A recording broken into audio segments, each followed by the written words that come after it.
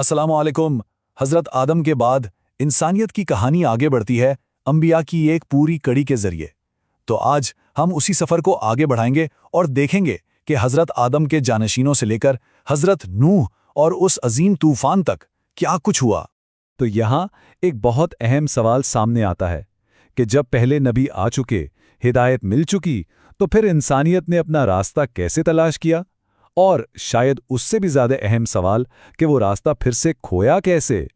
اسی سوال کے جواب میں آج کی پوری کہانی چھپی ہے۔ تو کہانی شروع ہوتی ہے لیکن کسی بادشاہ یا جنرل سے نہیں، بلکہ حضرت آدم کے اپنے ایک بیٹے حضرت شیث علیہ السلام سے۔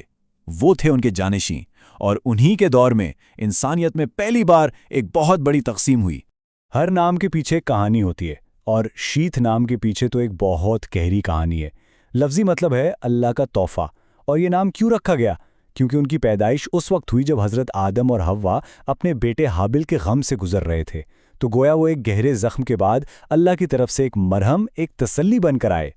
حضرت شیت کی رہنمائی میں انسانیت صاف صاف دو حصوں میں بٹ گئی۔ ایک طرف تھے ان کے لوگ، نیک پرہیزگار، جو پہاڑوں پہ جا کے بس گئے، دین پر قیام رہے، اور دوسری طرف میدانوں میں تھی قابل کی نسل، جو گناہوں اور گمراہی میں ڈوب چکی تھی۔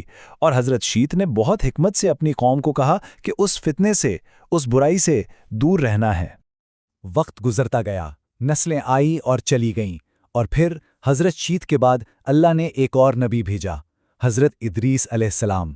اب وہ صرف ایک روحانی پیشوا نہیں تھے، بلکہ وہ ایک انوویٹر تھے، علم و ہنر کے نبی جنہوں نے انسانی تہذیب کو ایک نیا رخ دیا۔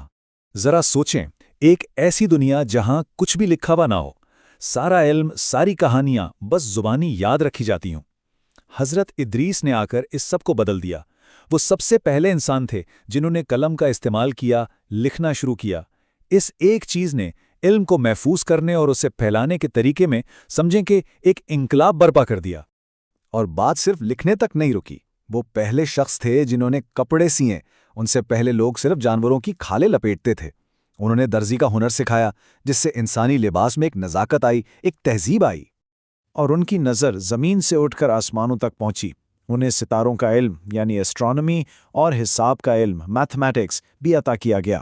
یہ اس بات کا ثبوت تھا کہ وہ اس پوری کائنات کو کتنی گہری نظر سے سمجھتے تھے۔ اور ان کا مقام اتنا بلند تھا کہ اللہ تعالیٰ نے خود قرآن میں ذکر فرمایا، اور ہم نے انہیں ایک بلند مقام پر اٹھا لیا۔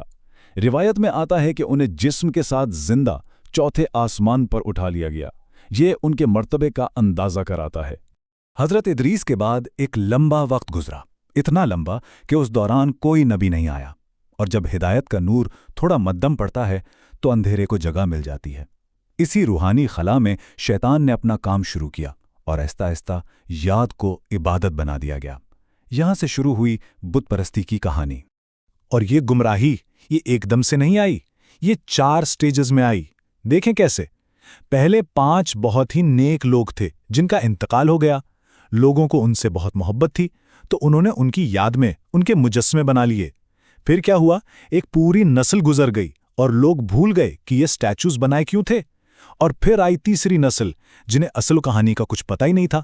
انہوں نے انہی سٹیچوز کو پوجنا شروع کر دیا۔ سوچئے، ایک نیک نیت سے شروع ہوئی چیز کا انجام کتنا برا ہوا۔ تو جب پوری دنیا شرک کے اندھیرے میں گھر چکی تھی، تب اللہ نے حضرت نوح علیہ السلام کو بھیجا، اور وہ پہلے رسول تھے، یعنی ایک ایسے پیغمبر جو ایک نئی شریعت کے ساتھ ایک ایسی قوم کی طرف بھیجے گئے جو پوری طرح ایمان سے پھر چکی تھی۔ اور ان کا مشن صبر اور ہمت کی ایک ایسی مثال بننے والا تھا جسے دنیا کبھی نہیں بلا سکتی۔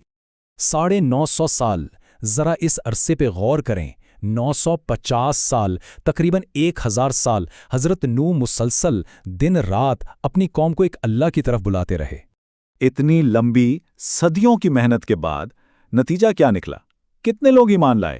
صرف تقریباً 80 لوگ بس۔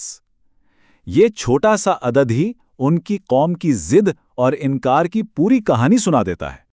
اور ان کا انکار کوئی معمولی انکار نہیں تھا، وہ ضدی تھے۔ جب حضرت نوح نے بلاتے تو وہ کانوں میں انگلیاں ڈال لیتے تھے تاکہ آواز نہ سن سکیں، اپنے چہروں کو کپڑوں سے ڈھانپ لیتے تھے۔ حد تو یہ تھی کہ باپ مرتے وقت اپنے بیٹوں کو وصیت کرتے تھے کہ اس آدمی کی بات کبھی مت سننا۔